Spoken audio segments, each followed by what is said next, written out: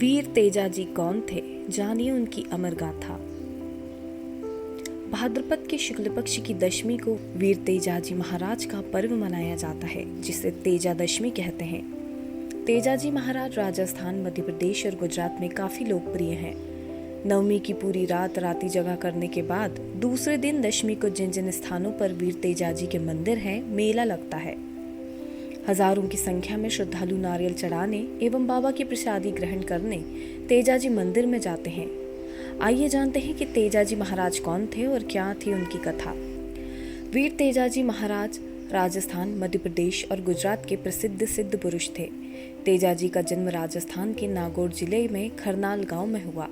ये राजस्थान के 6 चमत्कारिक सिद्धों में से एक है। यह सबसे बड़े गौ रक्षक माने गए हैं। गायों की रक्षा के लिए इन्होंने अपने प्राणों की बलि तक दे दी थी। तेजाजी के वंशज मध्य भारत के खिलचीपुर से आकर मारवाड़ में बसे थे। पिता का नाम ताहड़ की जाट, माता का नाम राजकुंवर, पत्नी का नाम पेमल दे, घोड़ी का नाम लीलण था। आज भी उनकी कथा हर गांव में प्रचलित है। तेजाजी महाराज की अमर गाथा। लोक देवता वीर तेजाजी का जन्म नागौर जिले में खरनाल गांव में ताहर जी और रामकुंवरी के जाट परिवार के वहां हुआ था। उनके पिता गांव के मुखिया थे। वे बचपन से ही वीर, साहसी एवं अवतारी पुरुष थे। बचपन में ही उनके साहसिक कारनामों से लोग आश्चर्यचकित रह जाते थे। एक बार अपने साथी के साथ तेजा अपनी बहन को लेने उनकी ससुराल जाते हैं।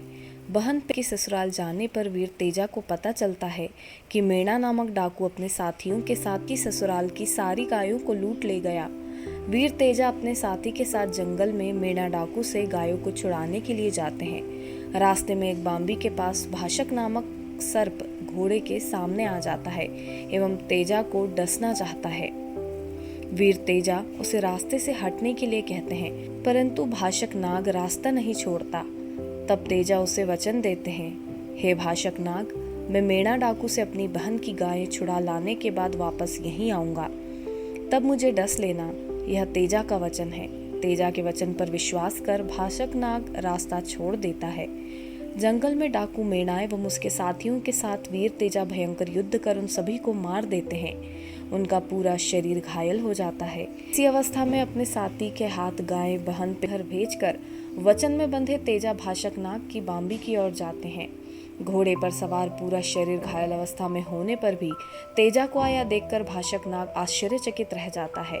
वह तेजा से कहता है, तुम्हारा तो पूरा शरीर कटा पिटा है, मैं दंश कहाँ मारूं। तब वीर तेजा उसे अपनी जीभ बताकर कहते हैं, हे भाषक नाग, मेरी जीभ सुरक्षित है, उस पर डस लो।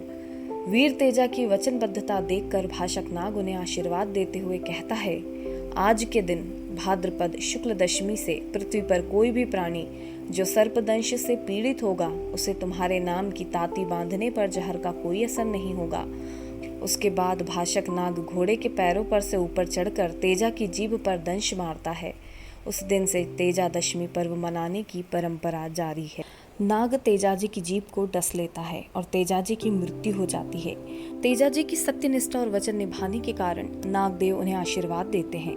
यह मान्यता है कि तेजाजी के नाम का धागा बांधने वाले किसी भी सर्पदंश पीड़ित पर जहर का असर नहीं होता है। इसी मान्यता के चलते हर साल भाद्रपद शुक्ल पक्ष की दशमी को तेजा दशमी के रूप में मनाया जाता है और तेजाजी को लोक देवता के रूप में पूजा जाता है।